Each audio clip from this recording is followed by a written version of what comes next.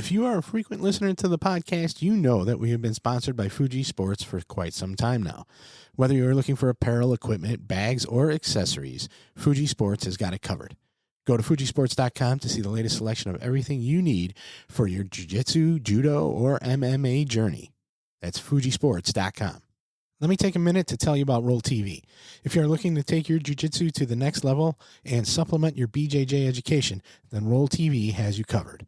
RollAcademy.tv has over 1,500 videos covering individual techniques, positions, and concepts, including seminars and workshops with top-level competitors and instructors like Chris Wojcik, Robert Drysdale, Aaron Hurley, Emily Kwok, and more. Whether you are a beginner or more advanced student, Roll TV is the online platform that can take your jiu-jitsu to the next level.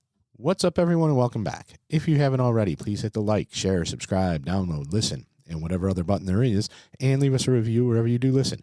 This makes sure that we can continue bringing you the amazing guests and content that you've come to expect. On this episode, Thomas and Robby discuss jiu-jitsu in the digital age and the challenges of technology in modern life, the difference between teaching and practicing jiu-jitsu, the sacrifice and dedication needed for jiu-jitsu, and more. Here's the Roll Radio with the owner of Gracie Brandon in Riverview, Florida, Robby Donofrio.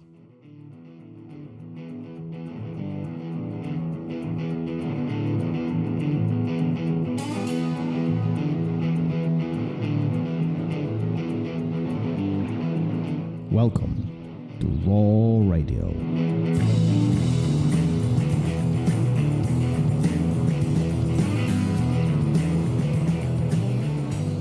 And we are live. Another great conversation. Robby, thank you for being here. Thanks for joining me for this phenomenal chat. And then right before we got online, we like solve world's problems, right? Yes. Yeah, I'm terrible with computers. Terrible. Is technology a challenge for you? Very much so, yes. I was born in the wrong decade. Is that right? Who does all the technology stuff for you? Oh, like for my Instagram and my socials and stuff? I have a team I work with. It's a marketing team. They're called People Trendy, and they do everything. I don't even post a video. They post every day. They come out, we film like 50 videos at once, and they do all the rest. So it's cool. Does that make it easier for you? Way easier. Let me ask you this flat out, right at the beginning. If you could get rid of your phone and all technology, would you do it? Yes. Yeah, in a heartbeat. What? I don't think it's made anything easier for anyone. Why do you feel that way? I just feel like, the world was operating before computers, and we had like paper files, and we weren't all addicted to our phones, and I feel like people were just generally less depressed and anxiety ridden, and I just don't feel like it's necessarily made our lives better or easier. For me, it's overcomplicated. But again, I'm not a tech nerd. I don't, you know what I mean? Some people love it. So, it's just kind of, I wish that we didn't have to have all this technology. But yeah, okay, so let me challenge that for a moment, because a lot of what you do is technology based. I mean, you have a huge online presence. Yes. You educate people about jiu-jitsu and life through technology. So if we got rid of it, it's almost counterintuitive, isn't it? Well, I think that before we had social media and before we had, all these platforms, people did get their, get their instructionals out there. It was just on a VHS tape. It's just, you put an ad in the paper. Now, I'm not talking about like, let's go back to the Stone Age. I'm like, maybe 1950s. Like, let's. Is that your jam, 1950s? Yeah, let's go into the 1950s, I think is good. We can put an ad in the paper, or like, you still got the word out there. Oh, wait a minute, 1950s, that's before UFC 1. Forget. Okay, 1993. There you go. We're getting somewhere. Yeah. But on a serious note, do you feel like this technology that we have at our fingertips today, specifically with jiu-jitsu oriented conversation, do you think is it more a hindrance for us, or is it actually a benefit? Like you see your students, you interact with a lot of people out there. Yeah. Do you feel the new guys who are engaging into this amazing thing, jiu-jitsu, I mean, we love it, right? Do you think that it just pulls them back in a sense, or is it really magnifying what they can do? Well, I think that if you're like new at jiu-jitsu, jiu-jitsu is very confusing at first. And I think that with the amount of information there is online, I don't know that it necessarily helps a newer white belt if they're watching, 20 different instructionals from 20 different people teaching the same move differently. That's hard to follow. And I think and just generally, like, look at the world, look at like politics and we're more confused now than ever with the most information at our fingertips. Yeah. So, I don't think it's necessarily beneficial, but it could be like as a black belt or as a whatever, a purple belt. Yeah, it's super beneficial. You can go online and kind of pick and choose who you think is teaching, according to your style or the things you like to do. But from knowing nothing to trying to learn jiu-jitsu on the internet, I think is insanely confusing. I think you need somebody there in the gym where you're kind of just doing what that instructor is telling you for like at least the first, I would say maybe 6 months, depending on the person. And then, you could sort of venture off and learn from new people. So yeah, I mean, it could be beneficial. It could be a hindrance. But generally speaking, I think society is more confused with this much information at our fingertips. I just had Henry Atkins on the show, the episode right before you, and he said a very interesting thing that we live. The jiu-jitsu is at our fingertips. I mean, you can learn from anybody in the world for free, arguably, right? I mean, YouTube is such an amazing tool. The challenge comes in that we don't know how to digest the information. That we're just hopping between things, and we are very random, unstructured, and unsystemized. And it creates a lot of confusion, especially at the very beginning, which what you are describing here. Yeah. Is there a method to this madness that you prefer for your students?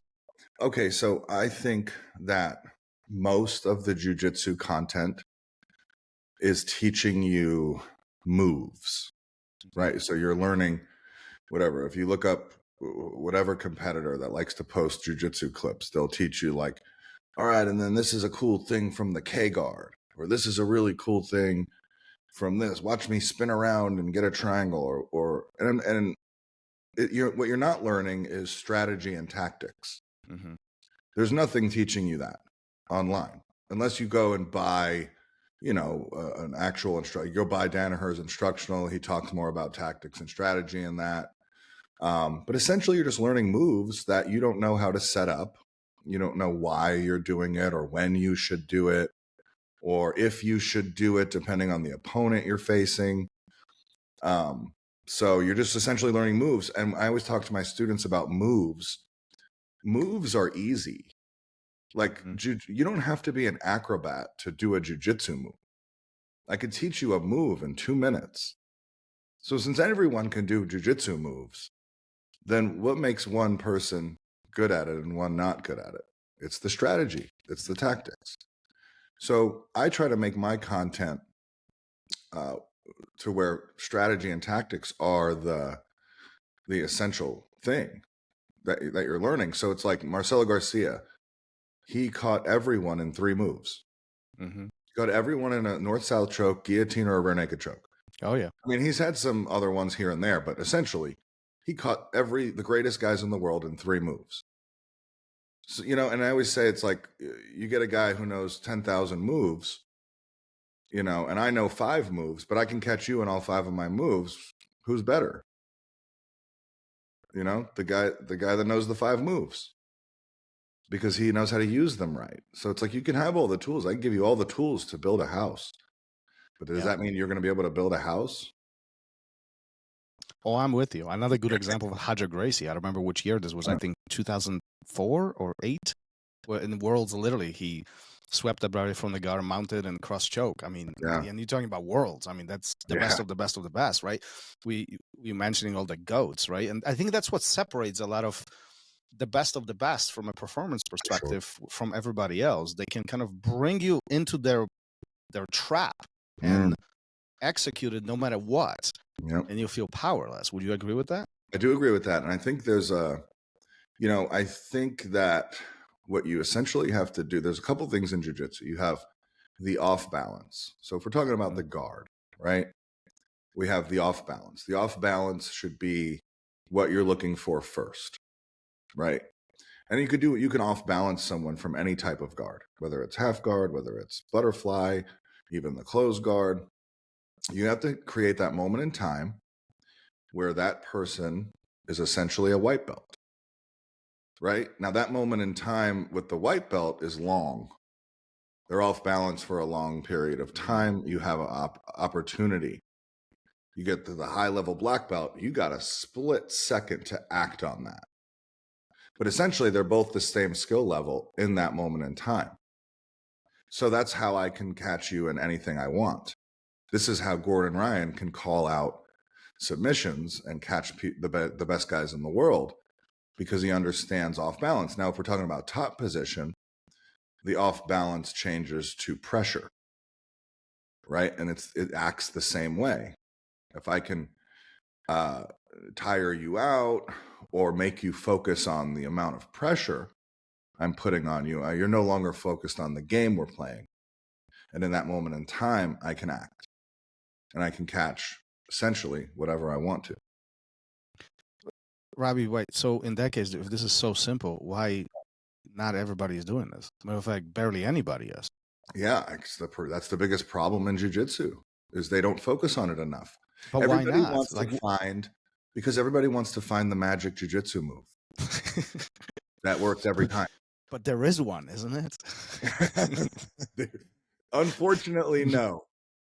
And it's like these guys are constantly figuring out new things. And I think it's good, to figure out new things and to like working in the chain of attacks to where, you figure out a different direction to go and you can do new things. But it's not as important as understanding the off balance. It's just not as important. But like on a serious side, how, if we know all of this, and I believe that most, if not all, instructors truly know this. They are aware of this part, right? By the time you get to a black belt, you've been on the mat for an extensive period of time. So that knowledge exists. Why is that not emphasized? Why is that ignored in a sense? Why is this not a focal point of teaching versus we teach, I don't know, flying things or spinning things? Or I feel like just in past few years, we're starting to focus on this conceptual approach to jiu-jitsu, understanding jiu-jitsu more than just spitting it out in steps or techniques. And that's just it. I think people do it subconsciously. Yeah. So I think they just don't know they're doing it. And they just teach, they teach a move from the guard. For example, let me give you an example. Let's say I'm teaching a leg lock. I'm teaching ashi. Go into ashi when someone's standing up in front of you, and then turn your hips, put them down on the mat, and then finish the heel hook, right? Very simple thing. So the instructor will get on the mat and be like, okay, guys standing in front of you, you're going to grab behind the knees, you're going to scoot underneath, you're going to jump into ashi, you're going to put them down, and then boom. But what they're missing is that, if on someone good, if they go ashi on me, I'm going to peel their leg and I'm balanced. You're not going to trick me with that. So they're missing the off balance. But then you watch that same guy roll, and sure enough, he off balances them first. He gets his foot behind the butt, he kicks them back, they start falling back, then they go into ashi. I just think a lot of people don't know they're doing it. And then they don't teach it. So does that mean that they don't know jiu-jitsu well, or does that mean that they don't know how to teach it? I think they don't know how to teach it. Do you believe that teaching and doing jiu-jitsu is two different things? For sure. Yeah. 100%. Totally different. Can a good jiu-jitsu practitioner be a good teacher? Sure. Yeah, definitely. But I also think a average jiu-jitsu practitioner can be a great teacher. And I can No, I also think we have examples of that all throughout sports. I mean, I also think that very high level jiu-jitsu practitioner can be a terrible teacher. Mm-hmm. I mean, we see this in other sports too. I mean, you have basketball players who haven't won champion, or football players, and then they are becoming, world-class coaches. Yeah, definitely. Do you think that that's something that has something to do with the way how we think, how we process information, or how is that? It's almost counterintuitive in a sense of how can you be mediocre at something yet excel, be phenomenal in teaching it? Yeah, I don't know, man. I have a student like that. I have a student. Don't get me wrong. He's good at jujitsu. And he's a black belt. I just gave him his black belt actually last weekend. But when you What's his name? Shout out to him. His name's Cameron Connor. Cameron, shout out to you. Congratulations on your black belt. He's a great guy too. I'm going to go to his house when the apocalypse happens. He's got more guns than the U.S. Army. Is that the plan? Yeah, that's the plan.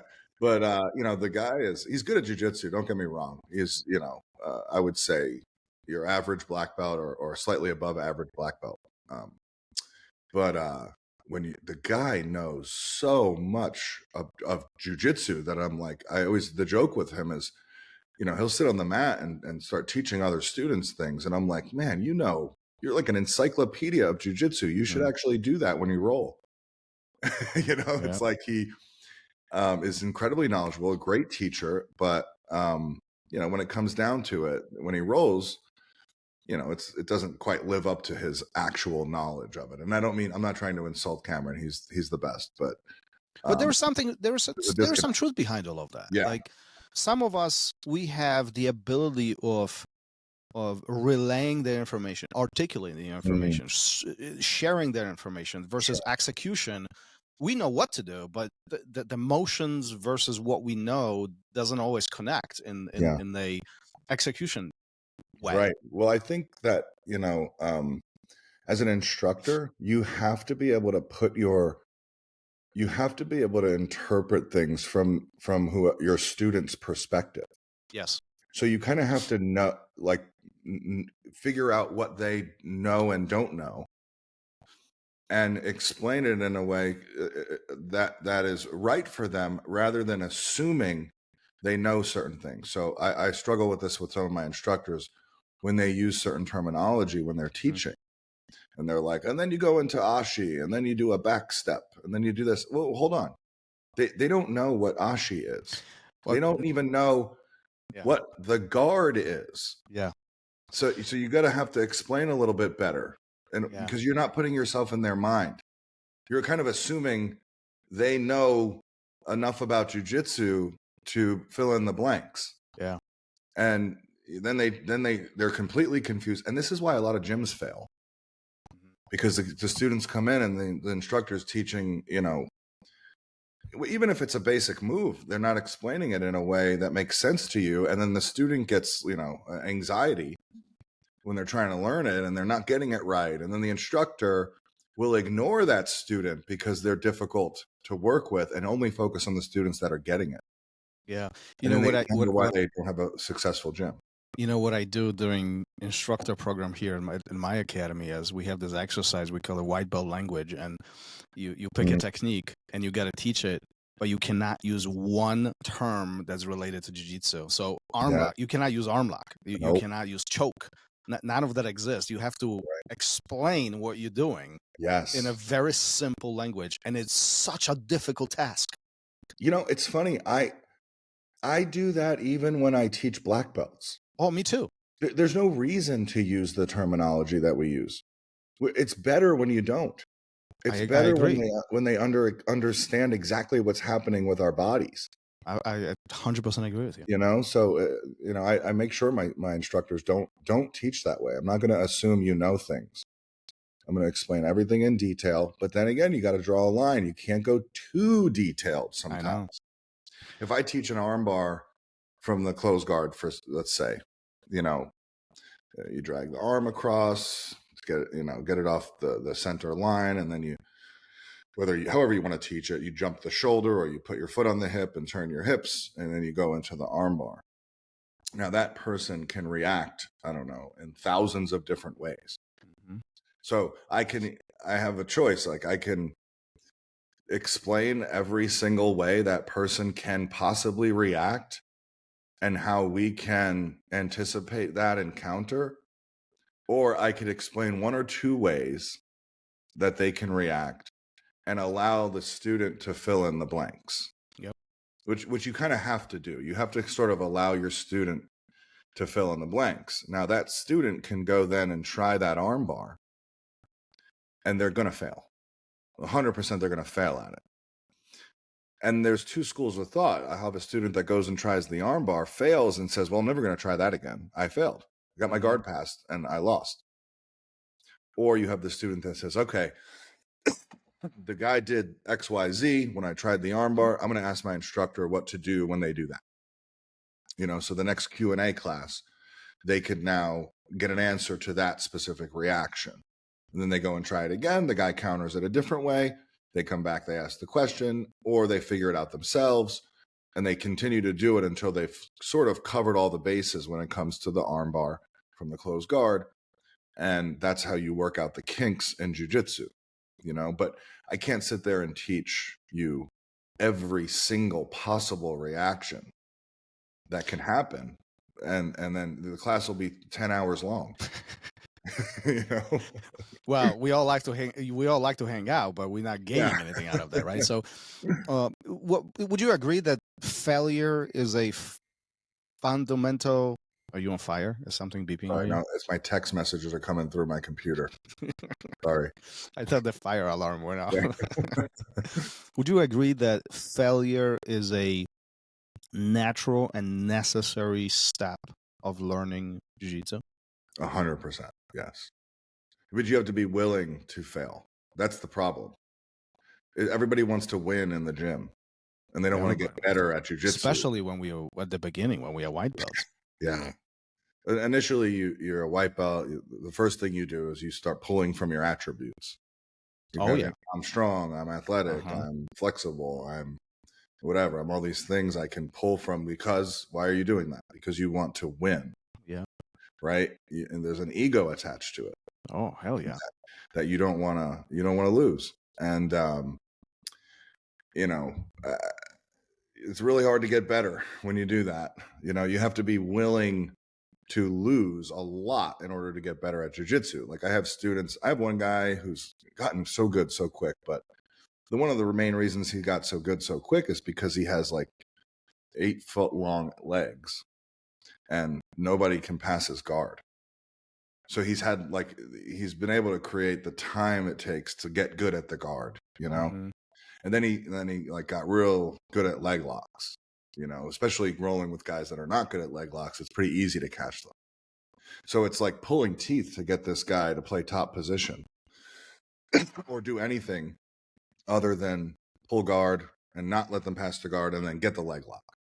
Why is he doing it? Because he's winning doing that. Mm-hmm. But it's a hindrance to his overall growth because he just wants to do this one thing because he's winning. It's the ego, you know? I tell him, I'm like, listen, you're not allowed to do a leg lock for the next 3 months. What's his response? He's freaking out.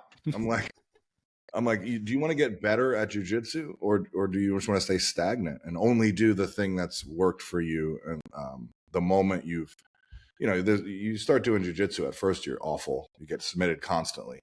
And then there's something that you get best at first, you know, like there's whatever it is. It could be leg locks, it could be arm bars, it could be one position, you know, the closed guard or something. So you just don't want to do anything else because that's what's making you win. Yeah. You know? But you know, generally speaking, it's a bad goal to have, winning in the gym. Now you have to say, okay, my instructor did it to me because I first got really good at the closed guard and I was like killing everyone from the closed guard. And my instructor came to me and said, you cannot play closed guard anymore. You're done with closed guard. And I had to lose a lot to start getting good at the half, the open, and then even top position at that point. But that's hard, isn't it, for us? It's hard putting yourself in those vulnerable positions intentionally, and then knowing that you're going to lose. I mean, you intentionally putting yourself in a very weak spot. Yeah. Well, what's our goal here? Is it to beat the guy, our teammate in the gym, or is it to get better at jiu-jitsu? Yeah, that's a very good question. I think Right? that's a question everybody should ask themselves. Yeah. Yeah. Yeah. And I think honestly, a lot of people would say it's to beat the guy next to me. I especially at the beginning, right? Yeah. Like At the beginning, you're not it's passing my guard over my right. dead body, you know? Right. But the most humble guys that are willing to lose in the gym do the best in competition. Well, and it's interesting you mentioning this, you know, although this entire conversation is because I do have one student that he's on the smaller side. He's $140, $150 maybe, I don't know. Yeah. And you know, at this point he's a brown belt, but his entire tenure of being on the mat, the entire time on the mat, he was getting smashed. And now he might be the smallest guy in the room, let me tell you. He's a killer. You won't find him on bottom. Like Yeah. if he's on the bottom, it's split second. He's so slippery, he's so difficult to hold on to. It's Yeah. crazy. Yeah. You know, and it is so refreshing to see that. Yet so many of us give up so much earlier than that, and we don't get to that point to experiencing this beautiful thing, huh? Well, I came into jiu-jitsu at a pretty vulnerable time in my life, and I was like 21 years old, and I had been through hell and back, and you know, I never thought of myself as like strong or athletic. I never thought that I can like beat someone up. But, you know, I was not that guy. I was not that like guy that was like, yeah, I'm tough. I can fight. You know, if you would have asked me before I did jiu-jitsu, like, can you fight? I would have been like, I don't think so. What year is this? 2005. And what makes you step in on what makes you step in onto the mat? Well, it's actually a pretty long story, but I'm happy to tell it. Yeah, I mean, can you squeeze it in a half hour? Yeah, probably. You know, I'm very open about my past. Yeah. When I was 18, like the day I turned 18, I joined the military. I had a rough high school. My high school years were extremely rough. A lot of drugs, a lot of drinking, just not good. Got involved with the wrong people, and joined the military to get out of my town that I lived in Pennsylvania. And when I joined the military, I, you know, had very addictive tendencies. So started drinking a lot while I was in the Air Force. Ended up doing some cocaine one night, got caught. Long story short, I had to wait a whole year to go to court, and then I went and I did a year in military prison. And during that time, I waited a year to go to court. I met a girl who was a blue belt in jiu-jitsu, and I started kind of dating her. And she let me move into her house because I had to live on base. Like they took my rank away, they took all my money, they took everything, and I had to. They made me live back on base. Before I lived in an apartment on the beach, and then she let me kind of stay with her. And she was a blue belt in jiu-jitsu, and she introduced me to jiu-jitsu. But like I didn't have money to go train at a gym, so she would kind of show me some things in the living room, you know. And then I didn't even know what the UFC was. I started watching the old Hoist Gracie VHS tapes, and you know, became obsessed. But then I go to court. I got sentenced. I did my year, and when I got out, it was rough getting out. I had pretty much nothing. I had nothing. I had to move back to my parents. That's why I came to Tampa. Do you keep in touch with her still or no? Can't find her.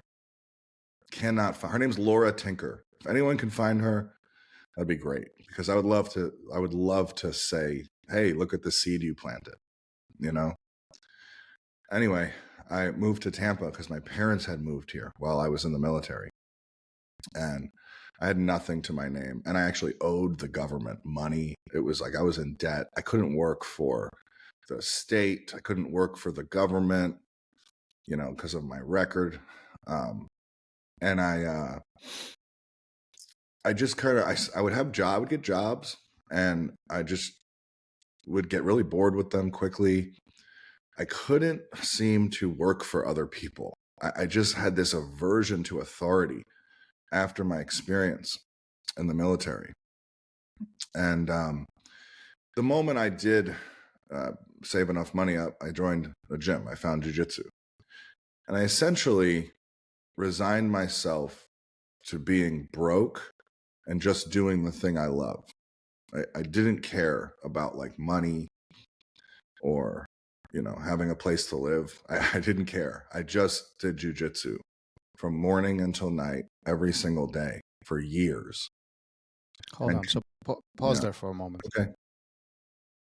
So you introduced by Laura to Jiu-Jitsu. Mhm. What's your first impression at this jiu-jitsu? early time? So you do this she shows it to you for first time. What's your impression?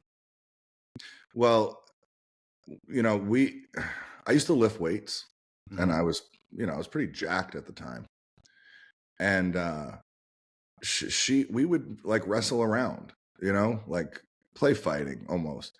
And she would always get the better of me. Like I couldn't believe it. I was like, "What are you doing?" And that's when she said, I do jujitsu. And I was like, "What is that?" And then I was just amazed by the fact that a 130-pound girl could essentially whoop my ass if she wanted to. And I couldn't get it out of my head. And then she would show me some things in the living room, basic stuff, armbar, Mhm. positions. Are you obsessed at that point of time? I was obsessed, but I was more obsessed with MMA. Okay. I was obsessed with like watching UFC. Okay. And then I would watch the old Pride. And I went to Blockbuster and got all the old DVDs, or I don't even know if they were DVDs. First of all, half of the people who are listening right now, they don't know what Blockbuster is and they don't know what Pride is. So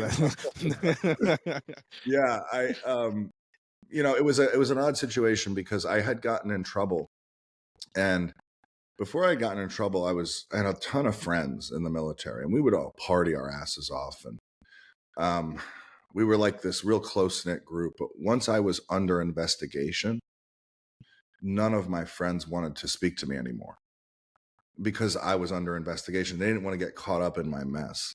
Mhm. So I didn't really have anyone.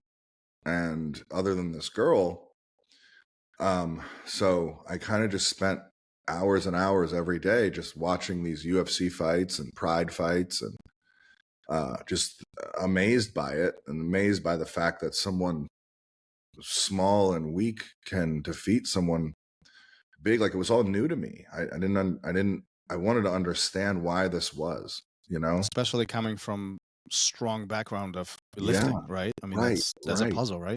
I thought that if you could bench press 500 pounds, you were the best fighter. I mean, I didn't think about it, but I kind of had that Mhm. thought in my head, like, oh man, don't mess with that guy. He just benched 500 pounds, Yeah. you know? So then you Go go away. Yeah. Is that thought of MMA or jiu-jitsu remain in your mind? Are you still obsessed about it, or is Well, that I really revisited couldn't. later?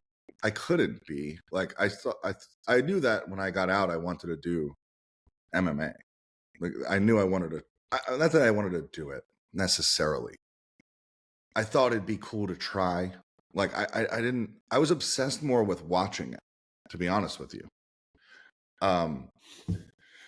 But so I couldn't do it in jail. Right. You can't. It's not like we were rolling. Right. I did my time, and then when I got out, I had a really hard. I was a lot of emotional issues, really struggling with staying sober. I'm sober. I have to be, as I'm an addict, and there was a lot of things I had to get together. And finally, I was able to go sign up for jiu-jitsu, and I went to Gracie, Tampa, which was run by a guy named Rob Kahn. He's my instructor. He's Hoist Gracie's first black belt, which I thought was pretty cool. It was pretty cool because I watched Hoist Gracie in the UFC. In the UFC. Yeah, I couldn't believe, like, holy crap, this is Hoist's black belt. And him and I hit it off really well because I'm a shit talker. I don't mind shit talking and ribbing with my friends, and that's how Rob was. And I thought it was really cool. Like he wasn't this guy that was obsessed with himself and like, how some of these guys are. They're just like they walk in the room, they think they're the lord of everyone. Rob was very sociable, and we really hit it off. And then I started doing jiu-jitsu, and I ended up having a knack for it. And I think I had a knack for it because I loved it when I tried it. Like as soon as I tried it, I loved it. and I couldn't think about anything else. And I would like dream about it at night. And I think a lot of that had to do with the fact that I had a lot of bad things in my life. I had a lot of heartache and a lot of pain going on, that when I found something that really I loved, I became insanely obsessed with it, similar to how a drug addict is obsessed with crack, you know? So I just was able to funnel my addictive tendencies into something positive. And I recognized that, and I just ran with it. I couldn't find a purpose in life working at some office somewhere or at the local gas station. And I just figured my instructor and I became really close, and he just let me live in the gym. I slept on the mats. I woke up at 6 a.m. and trained until 10 p.m. and that's it. That's all I did with my life. How And long did they go on for? years. Years. I would say from about 07, 8, 9, 10, about 3.5 years of that. Wait a minute. Pause it for a second. For Yeah. 3.5 years, Yeah. you sleep on the mats. Yep. Yep. You don't do anything else. That's it. I mean, some people will say that's nuts. It was What? nuts. Yeah. It was nuts. I was nuts. Yeah. But you got to understand where I was in life at the time. Yeah. I just resigned myself from caring about the things that most people care about. Money, like having nice things. I just said, screw it. I'm just going to do what I love to do all day long. And if I could make my life, if I can make that work, I'm going to do it. So my instructor would buy me food, but then after a while, I became an instructor. I mean, by 2009, beginning of 09, I was teaching too. So I got a little bit of money doing that. And then I started winning tournaments, like locally. I started winning absolute divisions. I started beating black belts when I was a blue and purple belt. And I became a little bit of a big deal in my gym, at least. And then locally amongst the other gyms in the area. And people started doing private lessons with me. And I'm a good salesman. I've always been a good salesman. So I was able to sell myself to people as far as private sessions. And I ended up, the last, I would say, year and a half I lived in the gym, I actually made really good money, did really, really well with it. And then I opened my own studio. And when I opened my own studio, I would say 2 months after I opened it, I won the ADCC trials and was able to compete in 2013 in China, which was pretty cool. But I always tell people that want to make it in this sport, it's like, well, you better be ready to sacrifice a lot. And most people are just not willing to do that. They're just not willing. Where is this desire to push through these insane sacrifices come from? I mean, like, I'm listening to you, and I know that most people will say, "Fuck this." I mean, like, sleep on the mats. I mean, like, I've slept on the mats once or twice or 5 times. Like, I know what that feels like. That's not a good feeling. I don't care how much you love jiu-jitsu. I mean, well, listen, I spent a year in jail before that. It was a better feeling than that. I spent about a month and a half of that in solitary confinement. It's a better feeling than that. I had a pillow, but it was like almost more like a sandbag. So I was used to it. It didn't bother me that much. And I loved jiu-jitsu. I loved it. I loved the camaraderie with the people, everything about it. I loved. I truly loved it. And I hadn't loved something like that other than drugs and alcohol. So this was like it saved my life. I know people like to say jiu-jitsu saved my life. It actually did. I'd probably be dead if it wasn't for it. The only reason I stayed sober was because I wanted to continue to train. That was it. That was my entire life. And then it snowballed into finance. Like I was starting to make money with it. And then that snowballed into opening my own business. And then I won that tournament. And I started using the principles that I've learned in jiu-jitsu, and I started applying them to my life and the decisions I made with money. And for example, you have to be patient in jiu-jitsu. You have to be patient in life. You can't, you can't react to things with pure emotion in life. You can't react to things in jiu-jitsu with pure strength and athleticism. You have to play the game. And it was a life lesson I learned through jiu-jitsu that I was able to take over into other parts of my life, and including not only my financial life, but my relationships and everything. Jiu-jitsu it truly did shape who I am as a human being. I'm forever grateful. I'm forever grateful to the sport, and forever grateful to my instructor, Rob Kahn. If it wasn't for him, I don't think I would have been able to do it, because I had such an issue with authority at the time. And Rob was never that type of instructor. He was my friend. We were friends. Talk to me. It was an interesting thing. I have one little story. Go ahead. As a white belt, I was doing really well as a white belt. I was submitting the higher belts, tap a couple purple belts. I felt really good about myself, I was on par with all the blue belts very quickly. And my instructor came to me one day, and this was not that long after I had gotten out of jail. And, I got out of jail, and my parents were disappointed in me. They had no expectations that I would ever become anything. Old friends were like, oh, that loser, And so jiu-jitsu, I would go in there, and it's sort of like everyone's the same in there. No one's judging you on the mats for like your life. You'll see a cop rolling with a known drug dealer. They just don't know it, and they get along. It's crazy. And so I love the environment. And then one day I was a white belt, and I'm rolling. I think I might have tapped someone good out. And my instructor said, Robby, you know what? He said, one day you're going to make it to ADCC. He's like, I don't know if you'll win, but he said, you're definitely going to make it. And that was the first time that anyone had ever said anything to me.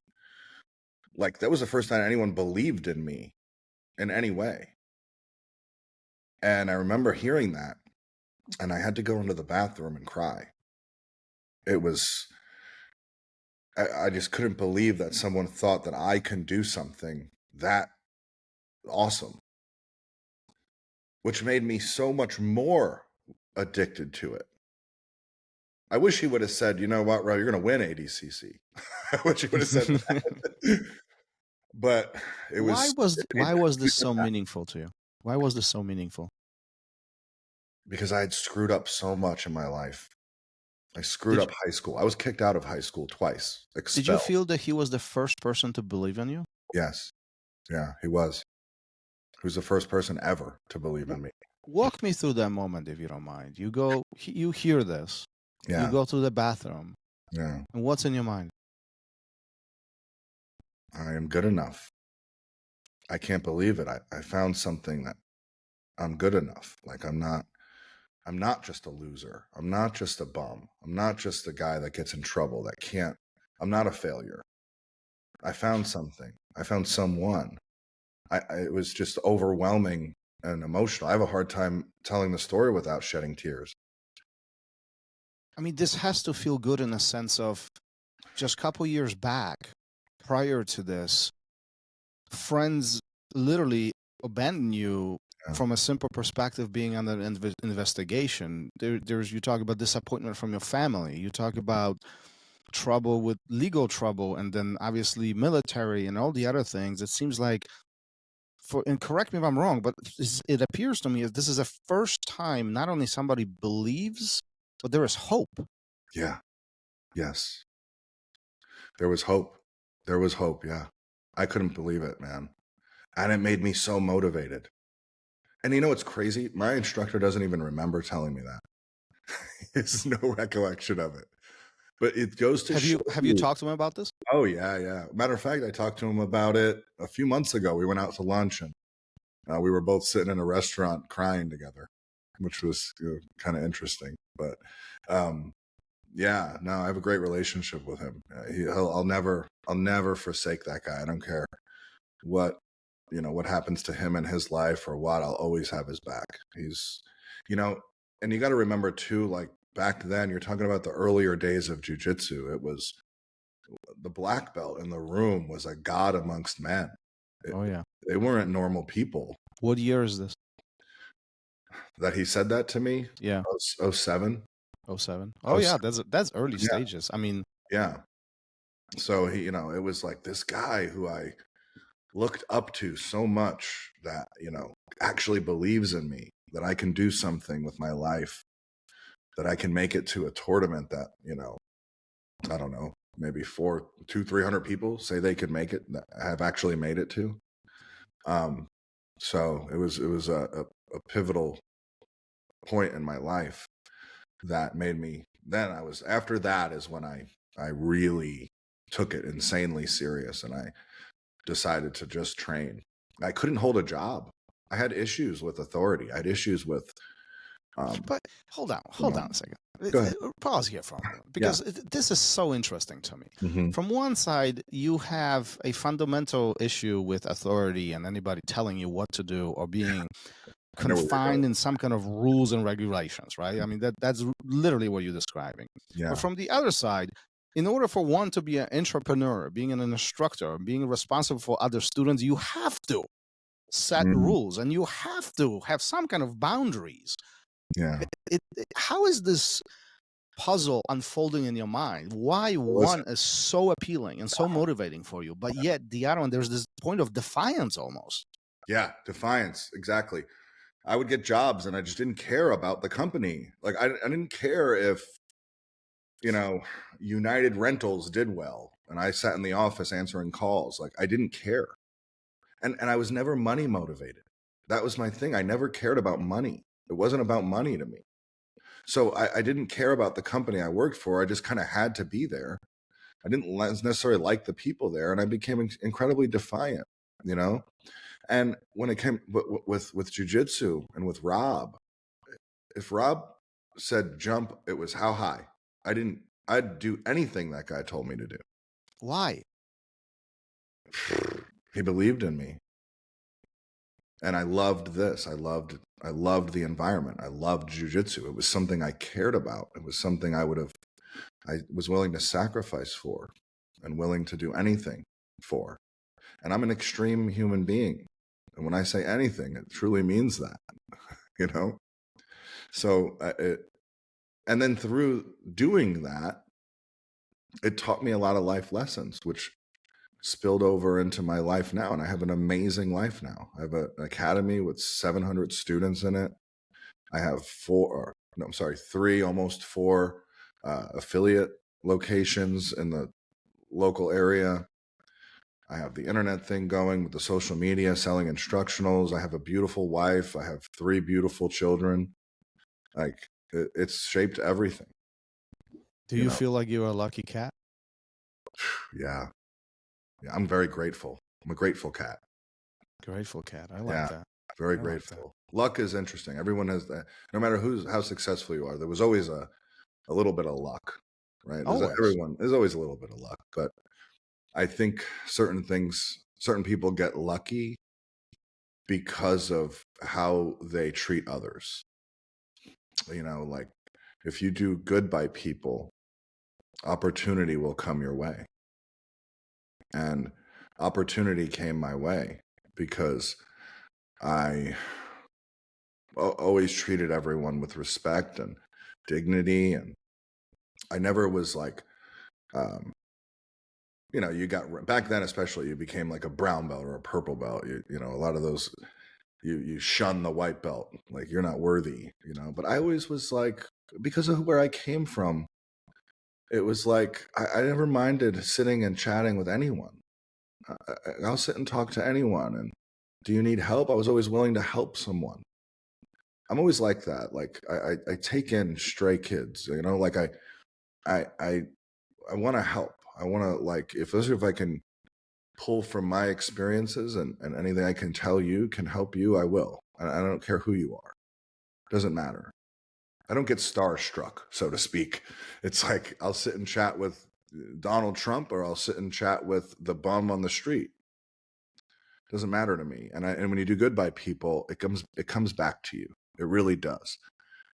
You know, that's what happened with my studio, man. The story, I was doing private lessons with a guy who was wealthy, very wealthy. And I did them at like 4 a.m., like 4 or 5 days a week. This is the only time this guy can train. And I did these lessons for over a year.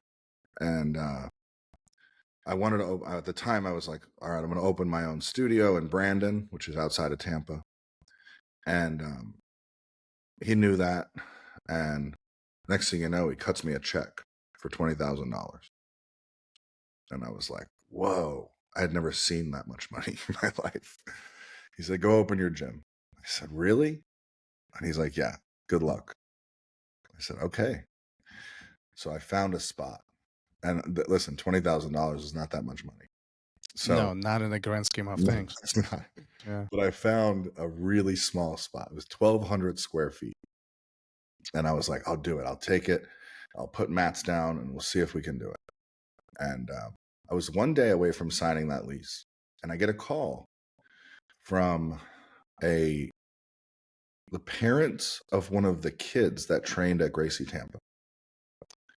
And this kid's name was David, and he's great. He's a black belt now. He's a wonderful human being. And his parents are just great people. And David trained judo at a place in Riverview, which is Riverview, Brandon. It's in the same area. You don't know which one you're in normally. And I was like, and they're like, hey, the guy that was teaching judo, they call me, the parents. And I was always I love David. I always would sit and chat with his parents. They were great people. And I always would stop. If I saw them, I would sit and chat with them. And we became close, you know. And they called me and they said, you know, the judo instructor is leaving this building in Riverview. So they want to rent the building out to somebody else. And we know that you're looking. And I was like, really? I'm like, I don't have much money, but I'll take a look at it. So I go into the building. Listen, I don't know. You may not believe in God or what, but I do. And I think there was some divine intervention here. Because at the time I'm living on the mats, I'm sleeping on the mats. And I go to this place, and it was this old couple. One of them was Japanese, and one of them was American. And they wanted to bring judo to America. So they had sponsored this judo guy to come teach judo there. And they bought a building. They put mats in it. And they said, run your gym. Well, they ended up had a falling out, and the guy had to go back to Japan. So they had this studio. It already had mats in it. I walk in, and there's a little lobby, right? You had the door straight ahead was an office. The door to the left was a full gym. It had the mats down and everything. The door to the right was a studio apartment. It had a living room. It had a bedroom. It had a kitchen, washer, dryer, bathroom, everything. And I was like, I love this place, but I don't know if I can afford it. Like, I'm thinking. And they're like, look, we really want to help you. We'll give it to you for $800 a month. And I was like, what? Yes, I'll take it. How long did you think about that? A second. Yes, I'll take it. Where do I sign? And that was my first location, was that place. I lived in the studio apartment. And then one day, a few months later, a woman walks in with her son, signs him up for jiu-jitsu, and that is now my wife. And, you know, do you feel like things happen for a reason? I do, man. I do. I'm a Christian. I believe in Jesus, and I think that nothing happens by mistake. And I think that there was, you know, I think I went through a lot of crap, but I believe God was always with me through that. And this was one of those times where he just had my back, you know? And I was in that place and I had 100 students within the first 2 months. And, you know, I'm not going to say I did everything right from that moment on. I made a lot of mistakes. I really didn't. All I wanted was like a team of killers that would go win medals, you know? But you slowly realize that you have to give just as much of attention to the middle-aged guy who just wants to learn a little bit of jiu-jitsu. Matter of fact, those are the guys that have money that, you know, actually pay their membership, you know? So it's definitely been a huge learning curve. That was in 2012 when I opened my gym. And, you know, I've made a lot of mistakes, but the one thing I definitely did, and a lot of people say this, they have this saying, if you fail, just get up and keep going. You know, like you fall, you get up and you keep going. But it's not only that, it's if you fall, you get up and you keep going differently. You can't go the same way that made you fail. So if you can't learn from your mistakes or be willing to take accountability for your mistakes, you're never going to make it. You have to humble yourself and say, okay, this is the mistake I made. At the time, I thought it was the right thing to do, but I was wrong. Let me go approach this differently. Well, I think this is where a lot of people make the mistake is in life and in jiu-jitsu, and they continue repeating the same patterns over and over, and the self-reflection of what took place. Right. It just doesn't exist, or it's just ignored, and we keep repeating the same thing, and as a result of that, we're not evolving, we're not learning, we're not getting any better, right? Right. And then it's, you know, it's about being comfortable being uncomfortable. Yeah. You know, like it's not comfortable to admit fault and to analyze yourself and the habits you have and, you know, the tendencies that you have.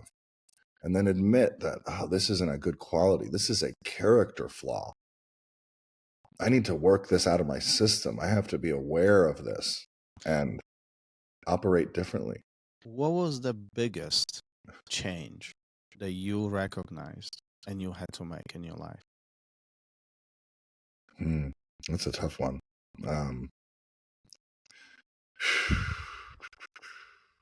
I'm very addicted. I'm an addict, man.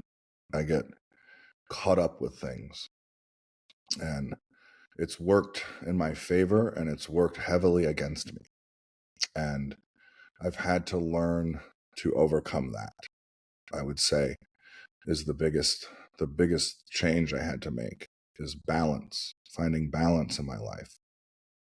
And it's difficult because you want to be the greatest athlete in the world. You can't have balance. You know, you can accomplish great things without balance, but you can't. I don't know that you can have peace. You know, sometimes I've met some of the greatest at things. You know, I've met the greatest wrestler in the world or the greatest whatever. It doesn't matter what it is. Without fail, they're always like insane in some way. There's something wrong with them. They've focused on one thing for their whole life and neglected everything else. And more often than not, they're not that happy. I had a while back, I had Zanji Barbera on the show, and he said something that really stuck with me, and that's, if you are a competitor, you have to be completely selfish. Yeah. Nothing else matters. It's just you. Yeah. But if you are a coach or instructor, you have to be completely selfless because it's all about everybody else, not you. Yeah. And as I listened to your story in the last, an hour now, it is so radiating to hear, and it's difficult to ignore the fact of how selfless your life is. And everything you do, at least from the story you're telling, is that it's all about somebody else. It's all about your devotion to what you do and how you do it, including this hundreds of students that you have and people, thousands that you impact everywhere else. Yeah. Do you ever sit back and reflect on the amount of people that you impact just by existing, just by being there? Yeah. And I'm so grateful. That's all I can be, is grateful. I mean, the other guy, the next guy might be an egomaniac and think, yes, I'm like a god amongst men, and everyone looks up to me, and I love it, and it's like an ego stroke, you know. But for me, it's just pure gratefulness. I'm appreciative. I thank God every day, and if I can help somebody, if something I do or say or being part of my team improves your life, great. That's what it's about. That's what it's all about, man. I always tell my high level guys, my advanced black belts or purple and up, I would say, you didn't get here by yourself. You didn't. Somebody along the way helped you, whether it's a teammate, mostly teammates, you know, like as a white belt, I'm sure you remember a guy that was a blue belt or a purple belt that sort of took you under his wing a little bit, answered your questions, you know, helped you get better. So you are a scumbag unless you pay that forward. I like that. You know, you have to. You have to now find that white belt. Find that guy. Go up to the guy in class that just kind of looks like he's lost, or maybe no one's talking to him. Maybe he's a guy that's struggling with something, and just lend a helping hand. Help him out a little bit. You'd be surprised what just a little bit of attention can do to someone else's life. I mean, I told you the story about what my instructor told me. It was in passing. He said, you know what? You're going to make it to ADCC one day. And then he walked away. He had no idea the impact that had. It had a tremendous impact on my life. One little sentence. Imagine if you say a bunch of sentences to people all the time. God, the impact is dramatic. Dramatic. Especially if it's encouraging. Mm-hmm. If it's just like, just a acknowledgement of somebody. You know, look at them in the eye. Hey, how's your day going, man? What's your name? These are little communities. These jiu-jitsu schools are little communities. No, I would say a small percentage of people that train at my gym are there because they want to be the greatest or just love jiu-jitsu like I did. Most of them are there because of the community, the camaraderie, the acceptance, the love, the appreciation. That's why they're there. Everyone needs to be part of a tribe. Yeah. You know, you can't alone. You leave a person alone for their whole life, they die. You know, we all want to be part of a community and a tribe that we relate to, where we're like-minded, you know? So it's not about, does your gym have the best arm bars or the latest and greatest of jiu-jitsu, you know? I can show you gyms that are really subpar technically, that have 1,000 students. So, like, what does that tell you? They're not there to learn arm bars. No. They're not there for that. Do you feel that the time that you spend alone when you went away has something to do with this drive to help and to be part of a community or to create a community for others? Yeah, I do. Amongst other things, you know, I wasn't the cool kid in school. I wasn't. Are you a cool kid now? I think so. Yeah, you know, I wasn't the cool kid in school, and I always was intimidated by other people. And, you know, I I'll give you the time of day. I feel that most people deserve that. The other day, I was at a gas station, and homeless guy outside was asking for money, and I just felt like this guy needed help, so I gave him money, and then I sat there and I prayed with him and gave him a hug, and and I'm not saying this to like brag or be, anything like that. It's just you never know. I could have changed that guy's life doing that. Why not?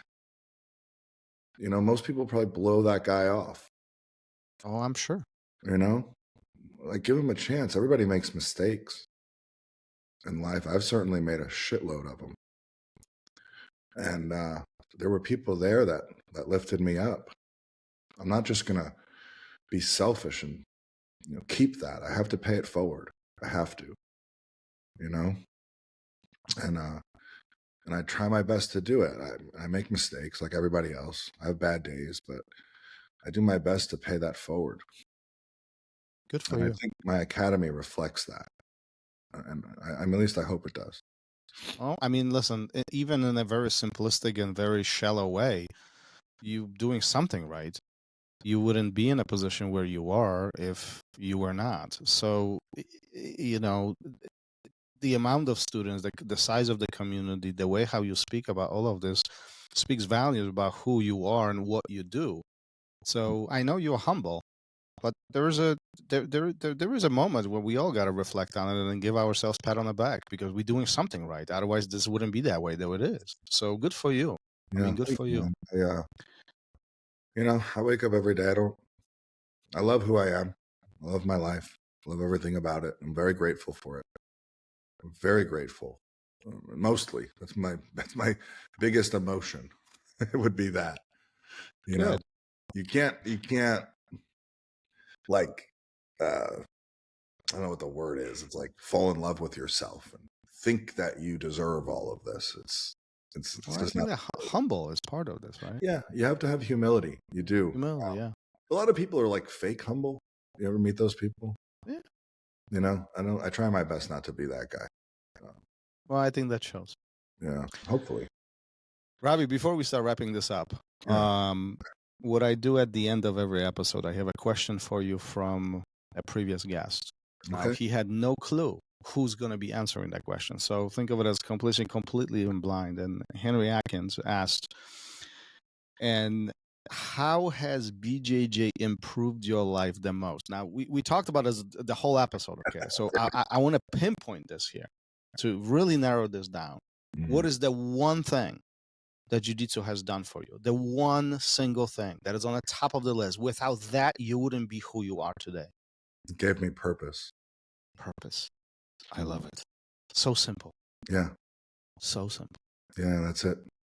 Give me purpose. Well, let's wrap it up on that. All right, sounds good. Before we hang up, if anybody wants to connect with you, if anybody wants to find you, if anybody wants to listen, even share their story with you or connect with you in any way, and I know you're more than welcome to do that. You welcome all of this. Where can people find you? Where are you on social media? Where websites? Just tell me a little bit here how people can connect with you. The best way would probably be through Instagram. I check all my DMs and I answer everybody. So if anybody ever wants to talk about anything, it's Robby, ROBBY, D as in dog, Jitsu, JITSU 83. Shoot me a DM. I always check them.